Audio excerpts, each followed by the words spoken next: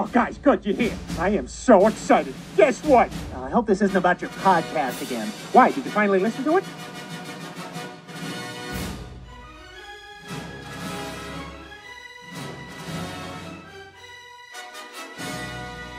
I came in like a wrecking ball.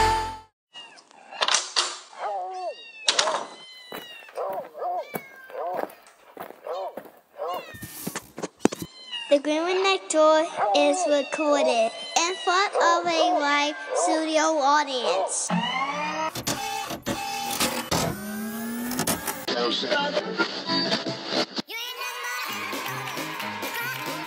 Welcome to the Grooming next door. You're listening to my mommy and daddy. And now our feature presentation. And here's your host, my mommy and daddy, Chris and Sarah Green. Hello everybody and welcome to episode 84 of The Groomer Next Door. I'm your co-host Chris Green. Sitting next to me as always is the wonderful and fabulous Sarah. Hello. Well, let me move this a little bit closer to you. Yeah, I got a little bit of a deep voice. Yeah, you're a little low today. Well, after last night, of course, being that this is 4th of July weekend, I think you're still a little hungover from it all, the fun and activities. No alcohol, just a lot of fun. Yeah, alcohol doesn't exactly work the same when you have a family. Or at least it's not supposed to. What's alcohol? Because there's just no time for it. So, great 4th of July, great time with Sarah and Claire, had a lot of fun.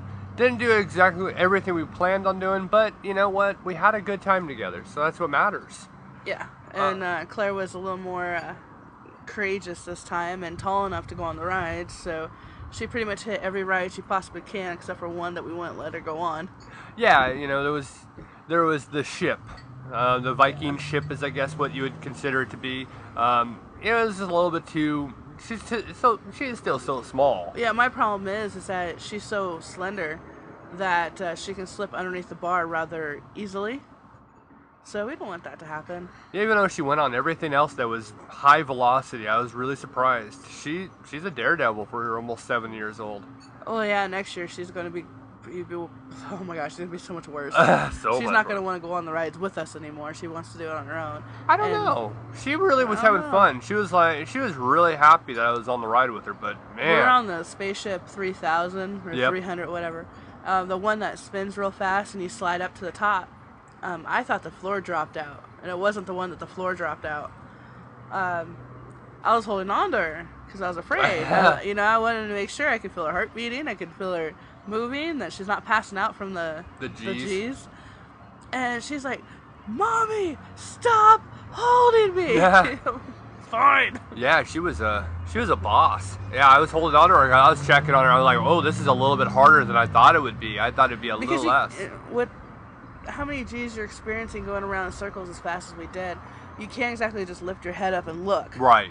And somebody who fights with as strong vertigo as I do, it was the vertigo really hit hard. I mean, that just did it for the rest of my day. Yeah, and unfortunately, it took you out of commission. You were done. It was actually no kidding. No, I was really surprised on how much that ride had force. I was afraid that she passed out during it because I was like, "Oh no, this is a little harder than I thought it was." Oh, but she's like, "I'm totally fine with it." She liked that one over the roundabout. Roundup. Roundup? Yeah, okay. the one that spins round real fast and then all of a sudden it spins round upside down. Well, sideways. Or sideways. Yeah. Excuse me. Yeah, you go. You're looking straight at the ground at some point. Yeah. Which she didn't care for that as much. She wasn't that happy on that one. She went back on twice. She did go on it twice. She said she liked the Starship 3000 more. I said, "Why?" "Because it's enclosed." And she's like, "Yeah, I don't really like the outside one." Okay. Hey. So let's dive in to the weekly roundup. The weekly roundup, yeah. Alright, so on this weekly roundup, as we do at this point in our time, because we have two separate weekly roundups, tell us about your week. I don't remember. Same as always, I'm not there to remind you about how the week went. That's the big problem. It's we had, well, I remember Friday. I remember Friday too. I was there. So here Friday comes around, and I'm supposed to have this dog that was taken to the veterinarian to get sedated, brought into my groom shop, and I'm supposed to groom it. And it's only out for 45 minutes. So I was supposed to get the haircut, the bath, and part of the blow drying all within 45 minutes. What kind of dog was it? I forgot. Border Collie. Border Collie. I want to say Sheltie for some reason. No, bigger than a Sheltie. It was a Border Collie. And I called the last groomer, and they gave me all kinds of notes and how to proceed about doing stuff. And let me explain that part. A good groomer, and I'm going to say this, a good groomer actually calls a previous shop where a dog has actually previously been groomed to find out what that groomer did. You know, it may not apply to the groom that what they're going to be doing, but at least they have a sense of what was done, the demeanor of the dog, the demeanor of the owner, because sometimes you don't know what you're going to get. Yeah. So yeah, it was helpful for you. Kind of find out this owner had a very sketchy.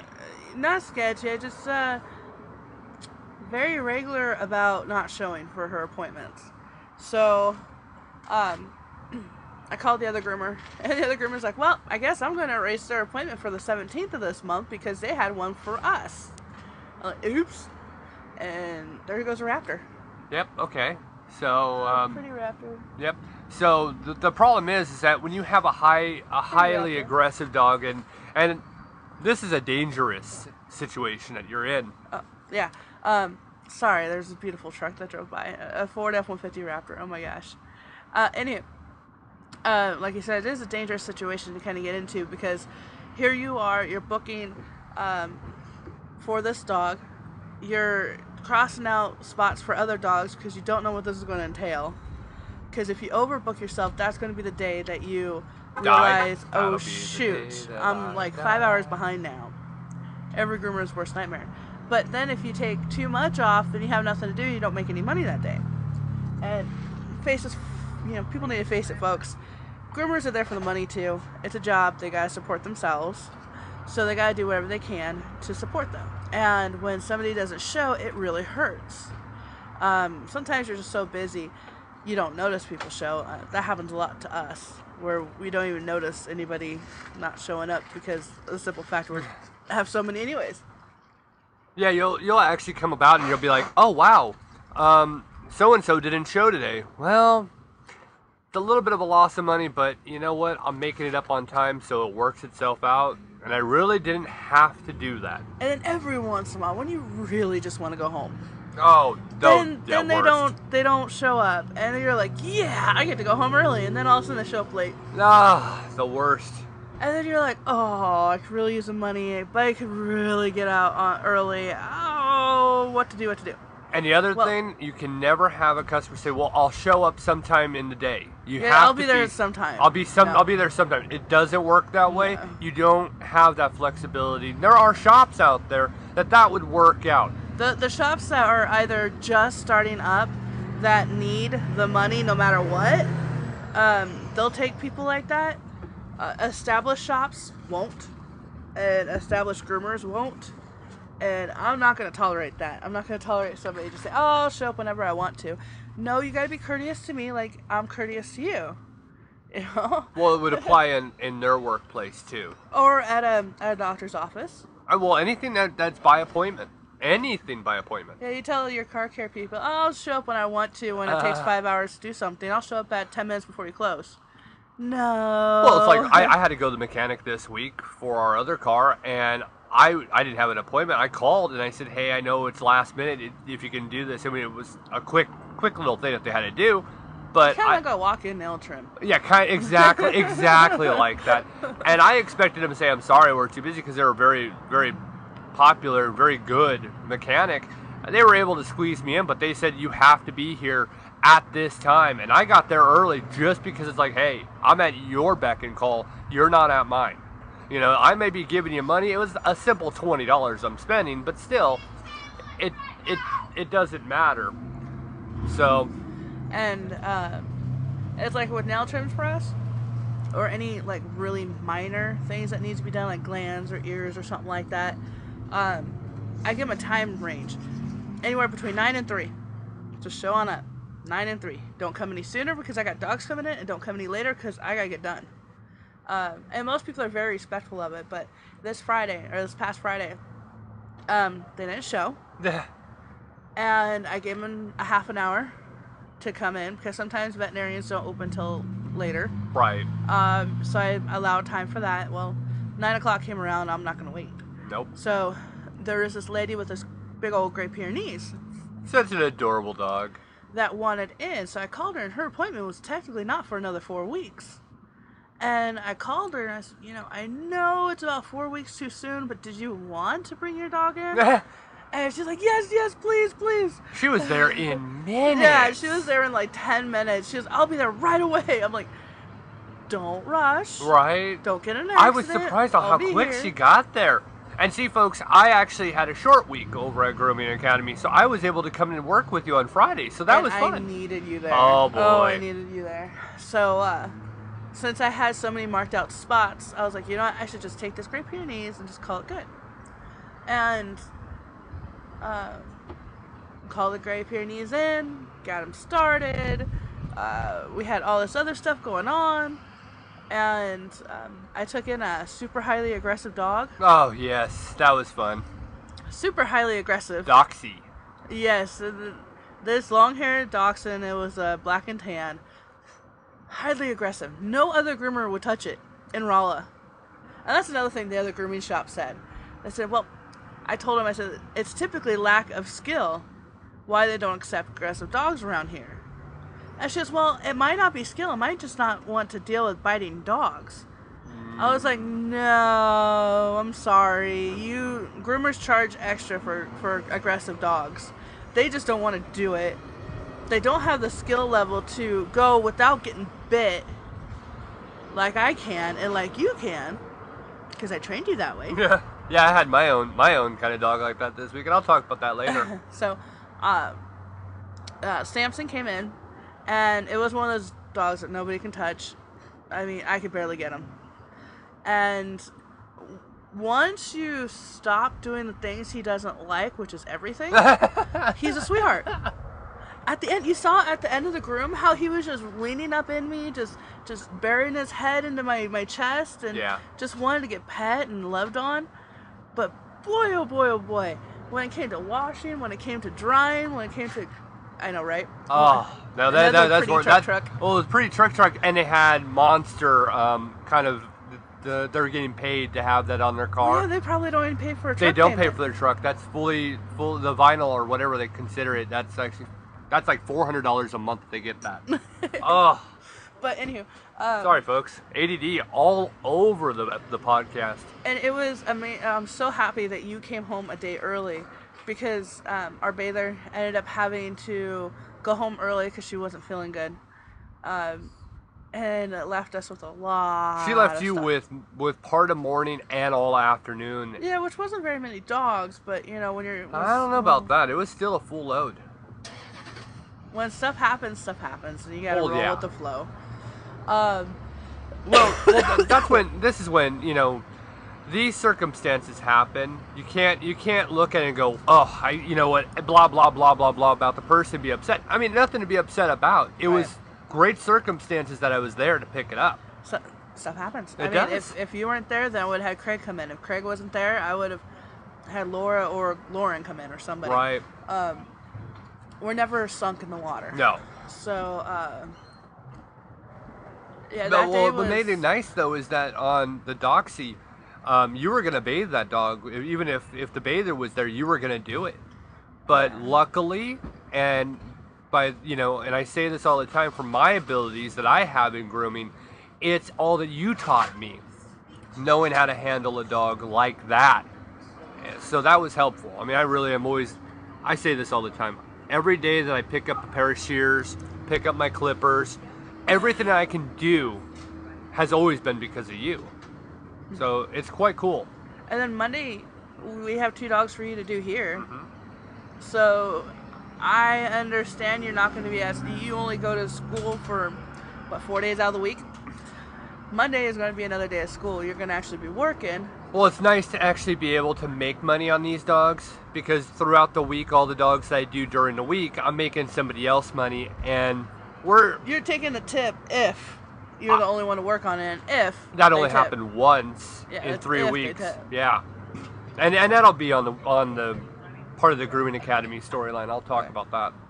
But that was pretty much it. I personally have been very tired.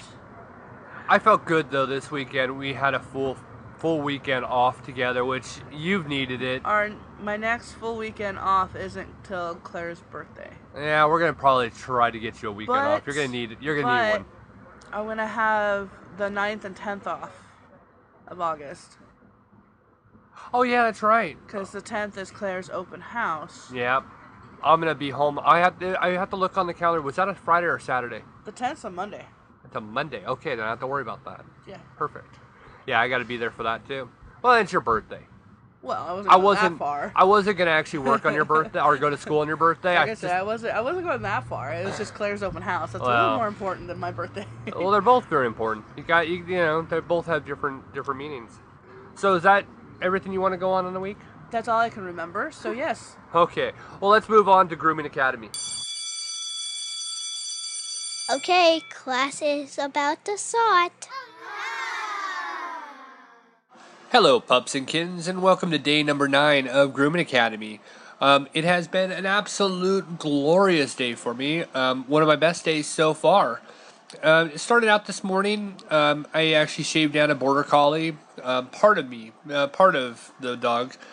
We kind of were just tag teaming the dog to make sure that it would actually get done pretty early, because it wasn't going to be my dog. I was just helping somebody. That was pretty cool. It was a matted dog, which isn't cool, of course. But I used a 7 skip, and it just worked so quickly. It was amazing. Then I also moved on to another dog that was, being groomed from another groomer as well. It was a regular lab, and I just went over and I helped shave it down with a 7 finish. Did a reverse, and that was also, not my dog, but it was kind of cool. So I was able to help 2 other groomers out before I started my day. Then I went on to my very first challenge of the day, and this was a very first for me. I ended up doing my very first cat shave. The cat shave has, always been one of those things I never expected to do. I watched Sarah do it all the time, and I just never expected to actually do one of my own. So that was a really cool experience to actually be able to do a cat shave. Then I gave it a bath. Now I've done cat baths before, so that's not that's a new one for me. But it was kind of cool to actually get a full complete out of that. So I was really entertained by that one. And then I finished off with my own dog of the day, which seems like I really didn't have a lot of dogs, even though I was constantly going all day.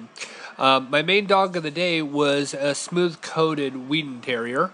That was one of those more interested type grooms for me. This one actually posed no issue, really. It was an aggressive dog for its front legs, would bite for him, so of course you have to muzzle.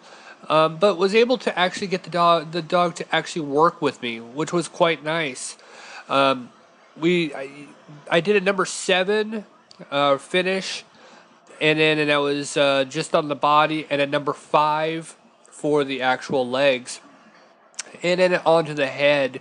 I actually did what the book says, followed the book, and of course, I gave it a bath as well. Did a full groom on the dog, and I was rewarded, which I wasn't expecting this, was rewarded with my very first tip as a groomer. Now, I've had tips as a bather before, but I've never had one as a groomer. Actually got a $20 tip, and it's not the money that actually is what excites me about this. It's the fact that my instructor gave me the money and said, you did the groom, you deserve it. I wasn't expecting to be at this stage this quickly. So it's all very exciting, and obviously things are progressing really well. This is going to be a short week. We're only going to have 3 days of school this week, But I will be returning to our normal salon at the end of the week. So I will get at least 2 days at my normal salon to actually work and 3 days of school. So it's all very exciting, and I'm really enjoying myself. So that concludes day number 9, and I'm actually looking forward to saying tomorrow that we're going into our double digits. Day number 10 will be tomorrow. Hey everybody, and welcome to day 10 of Grooming Academy. Well, it was a pretty busy day. This one was a lot busier. I had to shave down the Yorkie and blend it in the head and body. After that, I had a Pomeranian. His body was shaved, but it was pretty much, I had to go over it and blend it in the front legs. It was just, the blending part. So it was a little bit more of a complication on the Pom. I moved on to dry a miniature poodle. I shaved down a real grumpy and greasy schnauzer. Then I had to give it a bath, which, it's part of the job, but sometimes you don't relate to giving a dog a bath when you've been grooming. It's a little bit of a weird one for you, especially when you get away with it. And I think I finished off the day with a Yorkie. So it was, I left the skirt with the dog, took the body down and I blended in the front legs. So it was really fully eventful day. Every day seems to be, getting better. I feel like I have the confidence, and I've really enjoyed myself. Now that I know I'm on day 10, I almost, closed in on a 3-week gap. It's really exciting to know I'm that far along, and it really doesn't feel like 3 weeks already.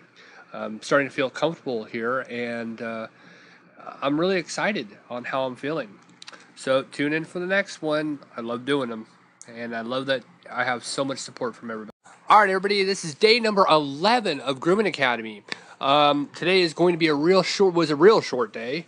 We got done really early because the 4th of July weekend is coming up, and a lot of dogs really weren't going to be coming into the shop. And I was only going to be doing 3 days this week because on Friday we pretty much weren't going to have anything. So I decided, I'm going to leave a day early and go home. But in the meantime, on day number 11, my first one was a miniature poodle. It was clean feet. Pretty much doing all the normal with the dog. Pretty much blending, getting all that down. Really good dog.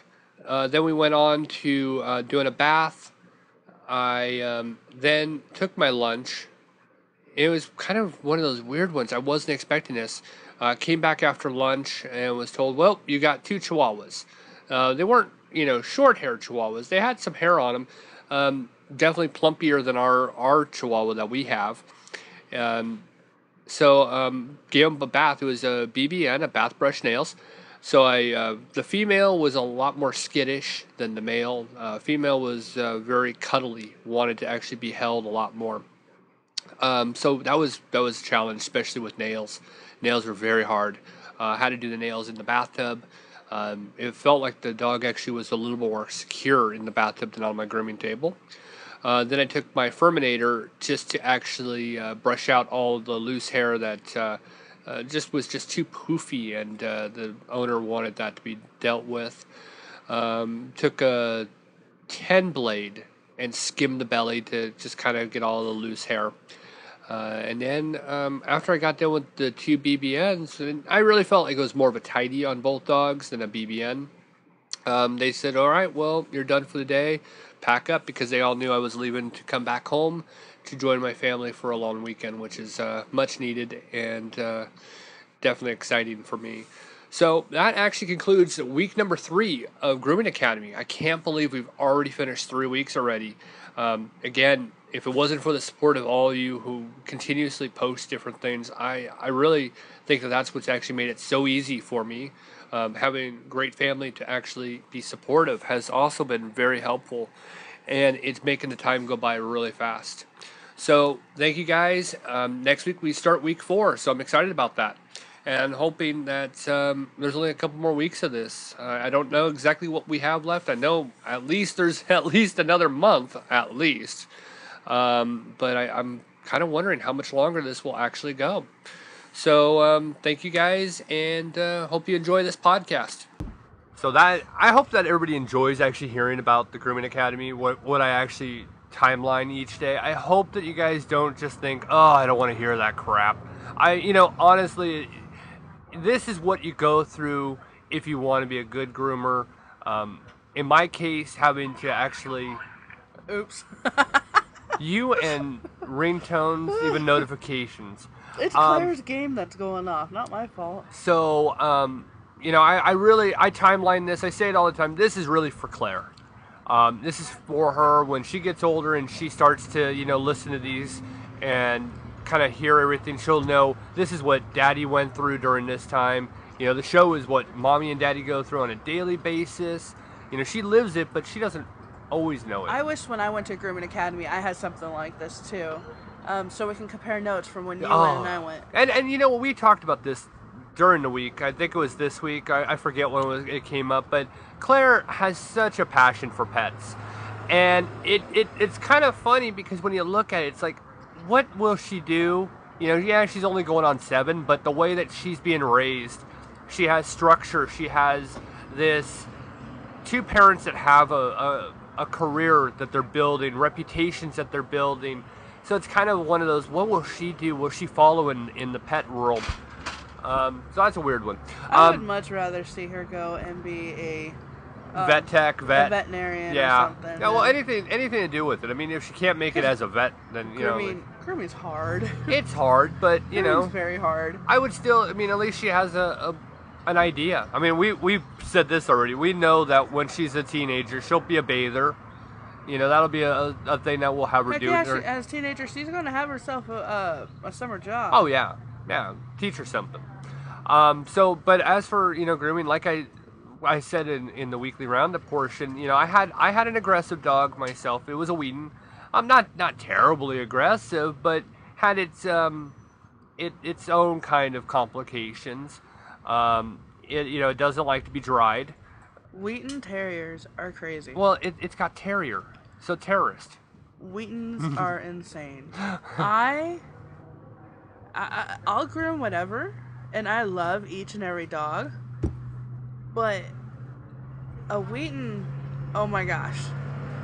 There's very few that are well behaved. He was good for the most part, but like drying, I have a strict rule when it comes to drying dogs. If it's a big enough dog, you need to get on the floor. That way they're not on a table or on a grooming table or whatever it is. You don't want to groom on any kind of height. And that's my concept. I don't like anybody who grooms at a height. They can tell the height perception. That depth perception in itself is a little bit much for them. That increases their stress in my mind. So I always like to put them on the floor. That's one thing that I'm doing over at the Grooming Academy that I've noticed that they have not really taken that into accountability before. That's my method, which is kind of cool that they're okay with that. They're pretty much like, do what you do. We don't have to worry about that area. He's a biter for dryers, but I've got the ability and the skill to be able to know how to avoid all those problems. So that always does help in its own sense. So that's Grooming Academy for this week. We are going to move right along to GND News.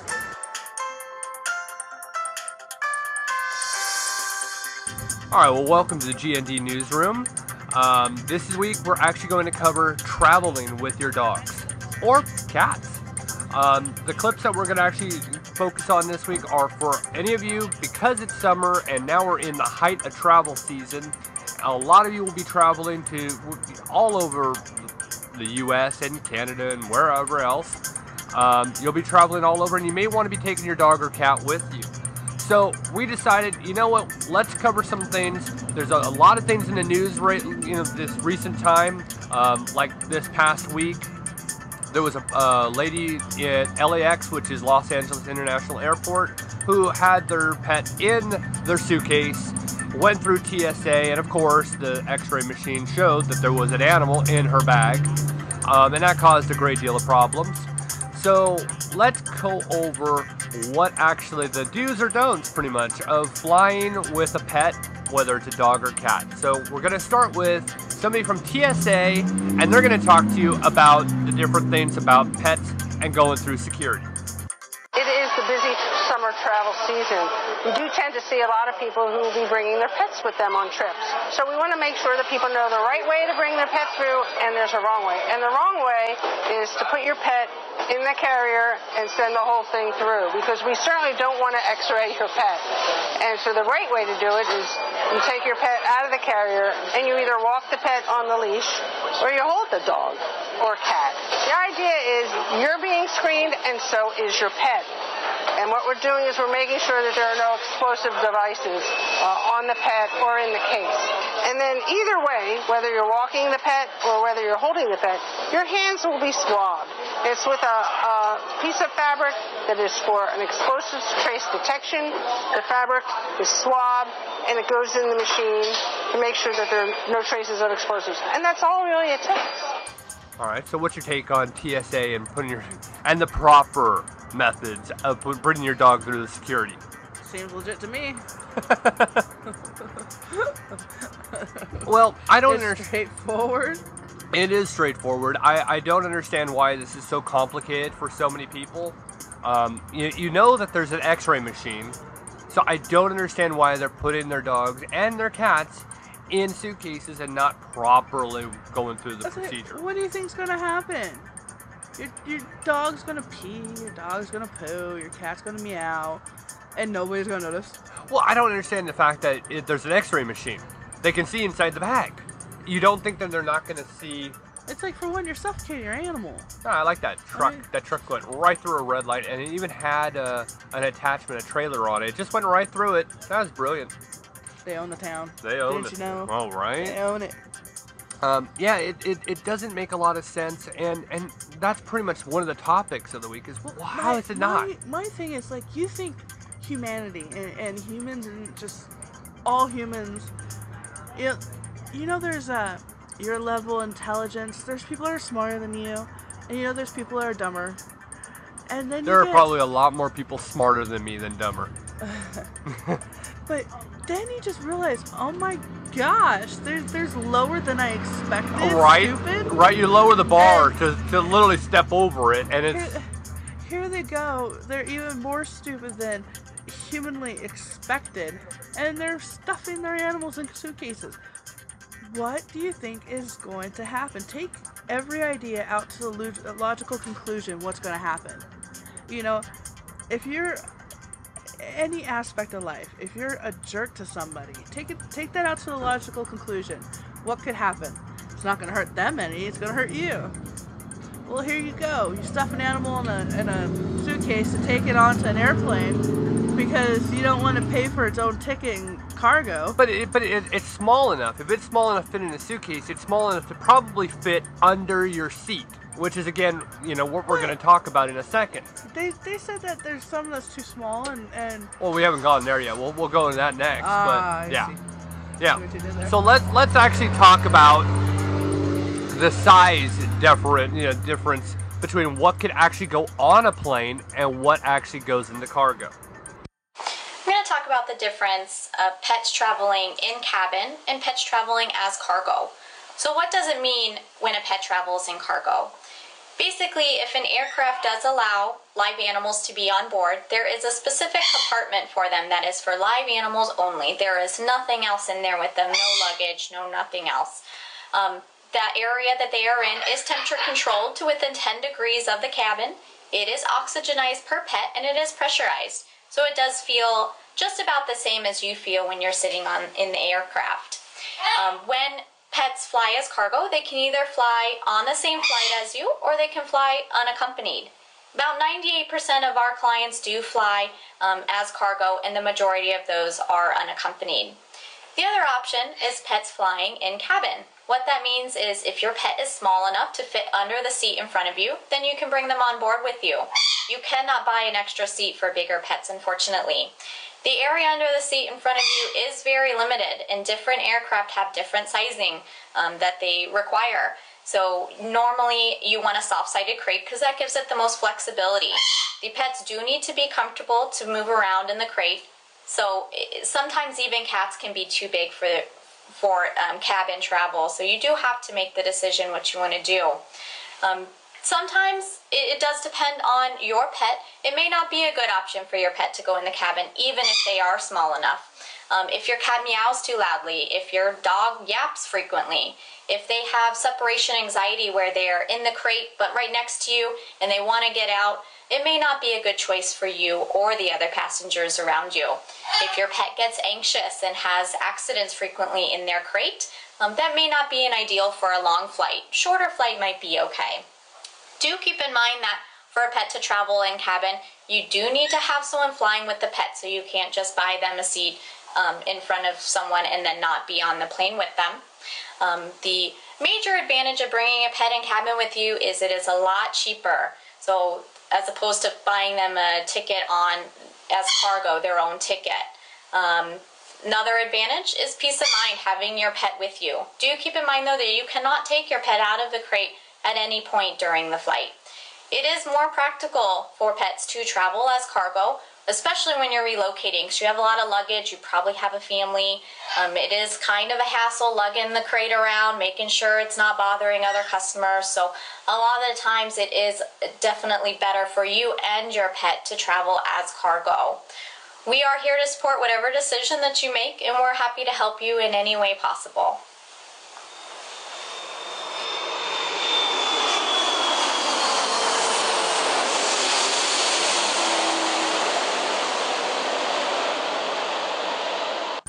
Alright, so that covers the difference in sizes. Now, the one in LAX, it was small enough to fit in a suitcase. So she could have honestly brought that dog on the plane. I think it was a dog. I'm pretty sure it was a dog. It was like Monday of this week, so I kind of forgot already. But, what the what, you know? It begs the question of, why did, you know, don't you have a dog carrier? It wouldn't have, I mean, okay, let's probably realize she didn't want to pay to have a dog go on the plane, which I don't know the exact rates because each air carrier actually have different rates, I'm sure. But, well, I think it's cheaper to actually have the carry-on than it is to have... Yeah, if you got a little tiny Yorkie, that's one thing. But you gotta also make sure that a lot of these little dogs are yappers, too. They talk a lot. Mm-hmm. And especially when they want attention. Well, you can't have that on the plane. Well, you can't take it out. Well, you can take a dog or cat out of the carrier on a plane if you sit in first class and you're a celebrity. Yeah. I was telling Sarah about this off air. There was a couple months ago at most. Sharon Osbourne was on a flight. It was a New York to Los Angeles flight with Ozzy. Their staff was with them. They're in first class, and they had I think if I'm not mistaken, it was a Pomeranian. And both Ozzy and Sharon had their Pomeranians on their lap, and according to reports, the dogs kept peeing on them. So when they got off the plane, they had pretty much pee-stained clothing, which I'm thinking, their clothes are not cheap. It's not like they're buying off-brand clothes. To have pee on your... oh, man. And you know they don't train their dogs. You know they don't. I would hope so. I'm gonna hope that they have... you know, some training, but I thought that was weird. So, if you're not a celebrity, then you probably can't have your dog or cat out of the carrier. But you know, there are actual nice bag, you know, travel taxis for your pets that are great for travel. There are quite a few. They actually have an area where they, like a pee pad area, depending on how long the flight is. If your dog is actually one of those dogs that have a tiny bladder, then, you know, long distance flights are probably a bad idea for a dog. And then that's part of the clip that I played for you. But, you know, be prepared for that. If you're going to travel with your dogs, there's definitely good reasons to bring your dog or cats with you. Or just find a really nice kennel to put your dogs in while you're on vacation. Well, these are for the people that are actually attached to their dogs or cats that they literally cannot separate. That's what this is for. Because there's quite a few people out there who just can't separate. You know. I mean, honestly, there are definitely a lot of routines that you can, methods that you can go down to actually have your dog or cat well taken care of while you're on vacation. We just want to give you as much info as you possibly can have. So, in that sense, is there anything else you want to add on that? Without being rude, no. Okay. So that concludes G&D for the week, I guess.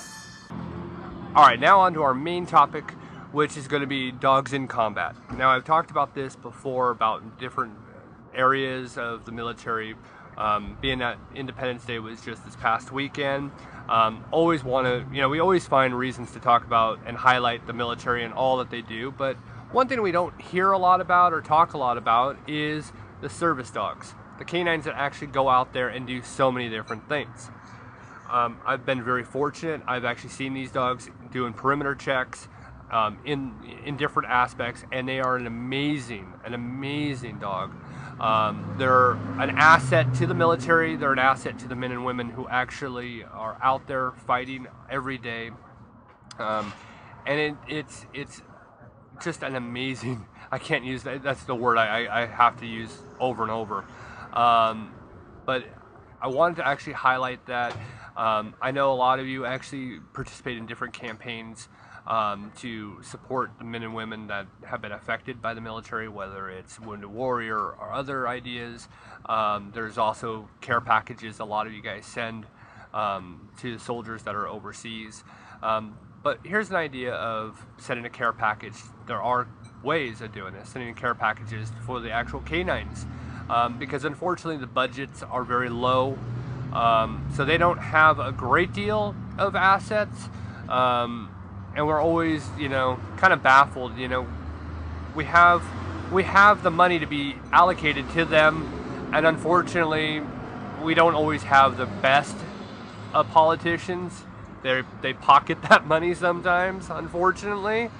So a lot of funding doesn't go always to the right places.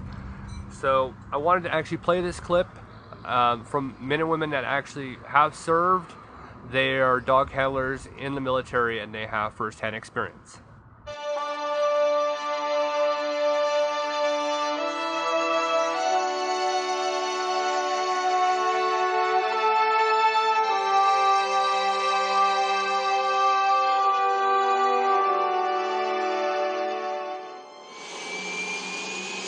We flew out there in a C-17 Air Force plane, which is kind of like a cargo plane.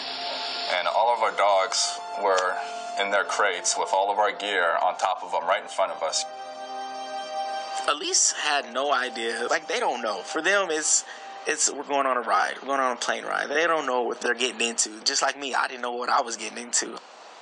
Here we are sent to Iraq, but no one knew what we were capable of doing, and not even really ourselves.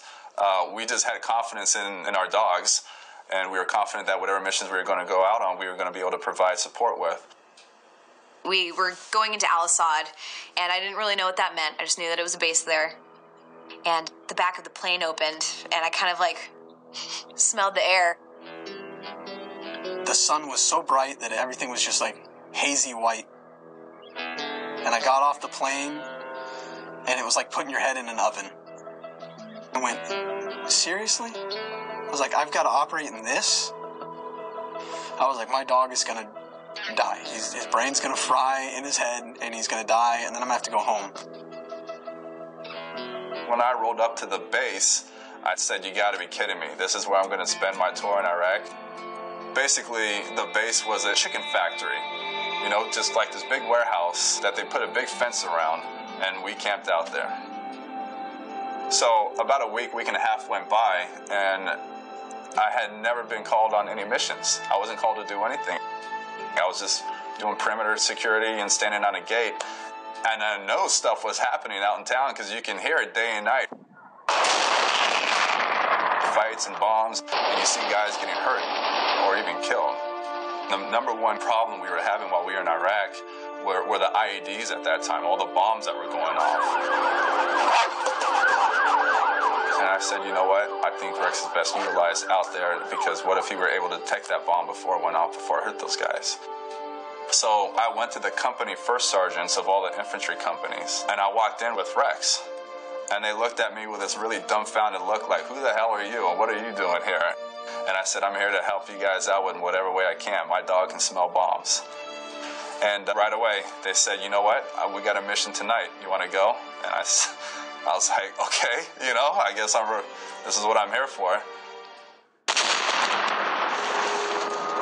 Hey, is everybody all right? There's definitely a fear that you're going to miss something. There's always that fear. Because you're never sure. You're supposed to be 95% proficient. That means 95% of the time your dog's going to find that bomb. Sorry, we got a hit on the right. She's not leaving it. And that's a requirement to be certified as a bomb dog handler. So there's always a 5% chance. There's a lot of times where you go out and you don't find anything. You don't find anything, and you're sitting there going, am I doing the right thing? Am I, you know, am I missing something? You know, is she not responding on something, or is, you know, maybe the odor different here and she doesn't recognize it? That's scary. Not knowing where the bomb is and having your dog on a leash and just hoping to God that it's not too hot out and that the bomb is putting out a good odor so the dog can smell it. And I'll tell you what, like, there was a couple times where he actually would find, like, something, and I wouldn't even let him sit. Like, as soon as he found it, later, let's let the professional guys that do this for a living defuse the bomb. And it's extremely important to know everything about that dog. I could have a blindfold on and tell you when he was on odor, because I could just hear his nose change. Just, you know, by the way he was smelling. He'd stop and get these quick sniffles really fast when he was on odor, and then he'd blow it out really fast. I was with a group of recon Marines, and they wanted to search a specific lot. It was like a car junkyard lot. And so I just kind of had her run around a little bit, and she kind of went and she started sniffing. She didn't sit, but she was just sniffing heavily in this one area. And I just said, hey, you know, can you start digging here? I want to see what's under here. That whole area ended up there was a box of Russian TNT and large mortars under there as well. And once they find something, it's reassuring to you, and then the other Marines that are with you are going, okay, well, at least I know I can trust her. She actually finds stuff. The canine program has really evolved because it clicked in their heads. Like, we have the dogs. Why not every patrol you go out? Why wouldn't you take a dog? You know, it's like going out on patrol without a rifle. You know, you wouldn't do that. They're tools that can't be replaced with anything else. The dogs have the ability to do things that we can't do with any man-made tool that we have.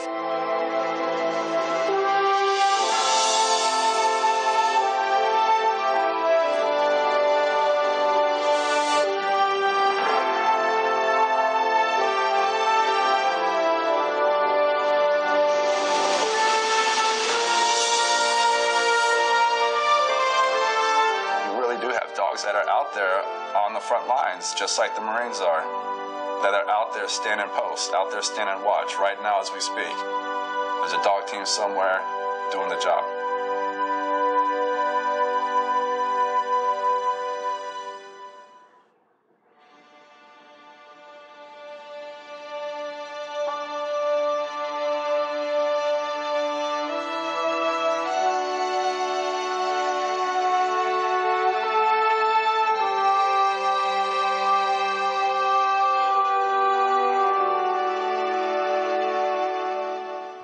Alright, so that's first-hand experience. I can relate to some of the things that they said, especially when you get into country and you see and smell and everything else in the heat. I can very much relate to what they were talking about. It is a WTF type moment when you get off of a plane and you're just like, what did I just walk into? So like I had said at the top of this, you know, there's definitely things that these dogs can use. I'm just going to go over a few of them, especially during like the summer months. They're hectic. I mean, we're talking 115, 120 degree weather with 100% humidity, and this could be literally 5, 6 o'clock in the evening, and it is just sweltering.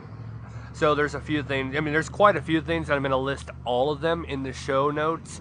But cooling vests during the summer months, cooling mats, cooling collars, warming mats for the winter. Winter isn't so bad when you're out there, but there are definitely things that they actually say that they could use. Canine boots, medium and large, for all year. Especially, you know, during the summer, at most, I'd imagine their pads would actually burn in that sand, because that sand is just, oh, it's rough.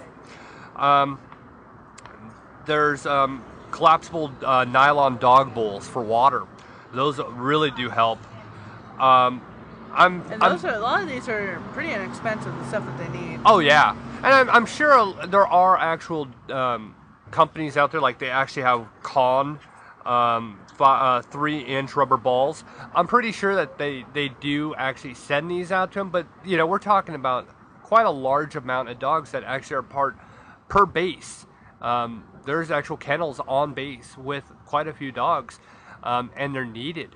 And especially the bomb sniffing dogs go through a lot of the same things as the drug sniffers. And sorry guys, I'm just really congested right now for some reason. It's like when Rocco, the way they relieve pressure and stress is by chewing on the balls. And they sit when they find something, or they lay down when they find something. And then they're given these balls to relieve any kind of anxiety, instinct to go and chase and hunt and chew. Right. So anything you can send would be awesome. I think we might need to. Yeah, we need to actually make our own. We have to, and there are many. If you look on Facebook, I know there was 2 in particular. I saw this was a separate one that I found. So there's quite a few different divisions that have these dogs all over. You know, obviously every base has them. So you have to, you know, obviously there's tons of these dogs that are out there. Nail clippers, beds and sleeping mats, blankets, toothpaste, you know, and we're talking about like Tropiclean, brushes, ear wash, which can just be simple ear cleaner. R7 makes a fantastic ear cleaner. There you go. You know, different dog treats. I would definitely try to stick with the healthier dog treats, like the grain freeze. Yes. American meat added to the treat. Any meat that's harvested in the U.S. or slaughtered in the U.S. Reason being is that when they get over there, they don't have the exact veterinarian treatment as, you know, their doctors are limited just like ours over there. So the healthier stuff that you send to them, the better off they'll be in the long run. Right. So please don't send milk bones. Please don't send, you know, what's the other crappy dog treats? Well, you can really look it up. Mighty Dog, stuff like that. I would definitely go and stick with Tropiclean, like the breath chews. Water additive. I mean, I don't have time to deal with the water additive. Yeah, well, on base you could. When you actually look at kennel they can't. But you know, it's there are different things. I'm gonna list all of this, and I'm gonna list it also with, if you want to actually send care packages for our service, men and women, I'm gonna send that as well. Put that in the show arts, so that you're able to actually, you know, see everything in case you feel like I really want to make a care package. And again, this is a podcast that wants to actually inspire people to do good. So I guess that's what this is always going to be about. I think I figured out what our next fundraiser is going to be. Yeah, I think I see where you're going with this too. Donate a bag of dog treats, actual gel, anything. Just we can always make like a box, you know, like they did at Kroger, you know, donation box for service dogs. And I just have to get it okay by Keith, and I think we can do it. Yeah, I'm pretty sure we can. And we can coexist with Fort Leonard Wood. Talk to them. They have a nice handling area with. I think there's a couple dogs there. I'm sure there are. Every base has it. So yeah, I mean, it's something to think about. You know, a lot of people always wonder, what can I do? This is an idea for you. Look, we're not telling you guys have to do it. We're not saying that this is part of the show, you listen to us. It's just ideas for you to think about. You know, we don't give these guys enough attention. We definitely don't give the military, you know, a great deal of attention like we should. And this was an idea. I was like, oh, you know what? I really like this. So, you know, I don't know. And we ourselves can get, if we can get money donations, we can get the teeth gel and stuff like that at a very, very discounted price. Something a lot cheaper than you can buy it at the grocery store. Right. So, not a bad idea. I think we know what our next fundraiser is going to be. Yep, there you go. So that seems to be this week's podcast, I think. Yep. And that's pretty good. Definitely going to start looking more into this ourselves and see where we can go to take the food or the box, the care package and stuff, and see when and how quickly we can get one together. Yeah, I think it'll work. Yeah. I think it'll be a good idea. Look, folks, we do a podcast. We don't get paid for. We do this podcast, and it comes up with good ideas to actually help others. That's what this has always been about. It's about helping others. So I do like it. I think that's a good idea that we start this. I think we'll do just, would you like to donate $1? Or, you know, just explain what the cause is. Yeah. And I'm going to list on our show art, on the show notes, I'm actually going to list also on there, not just for the canine dogs, but things that the actual men and women could use. So if you were looking to actually come up with an idea of doing an actual care package. For people too. I mean, this may be an idea that you may have for Christmas time. You may want to send a care package during... a lot of people do it during Christmas time, especially all the folks are deployed during such a holiday. But don't overlook the canines that help so much. Oh, they save so many lives. It's amazing, their abilities, all the training the dogs went through, and how the handlers have such a strong connection to their dog. I mean, we see that with Officer Gray here in town, his connection with his canine partner, and it's a dog. I mean, how can you not get close to a dog? Right. And just to know that dog's saving your life each time you go out just makes that bond even stronger. Right. So we can't forget about the canines out there helping support and helping our American troops and our troops that we want to come home to us. And what's funny is with those soldiers, they usually come home, and when they come home, a lot of times they end up going into law enforcement. So those soldiers that are working right now and doing what they're doing will come over, and they'll be canine handlers in the police department all over the U.S. Or they go into training. Exactly. So, you know, they may be saving our lives abroad, but one of these days they'll be saving our lives locally. Right. And, you know, it's things that you can do to actually make their lives just a little bit better. Whether it's setting a DVD to, you know, a part of a care package to a soldier, a movie, that can make such a difference. It's the connection back home. Being able to see, you know... Especially comedy. Yeah, I don't think American Sniper would be on that list that they are looking for. I'm sure they played it. I'm sure, and you know, a lot of bases have movie theaters. I'm pretty sure that they actually played that movie. I wouldn't really know why, but then again, I wouldn't want to know why Snakes on a Plane was a movie of choice on an airliner, and I actually was on a plane that had that. That was weird. A long time ago, obviously, but weird. All right, well, that's episode 84. I'm Chris Green. Have a pet-tastic week. And I'm Sarah Green. Make sure everybody realizes life is so short. Play with your pet. Bye-bye, everybody. Okay, gotta go. It's my bedtime. It's without doubt worst episode ever. Rest assured that I was on the internet within minutes, registering my disgust throughout the world.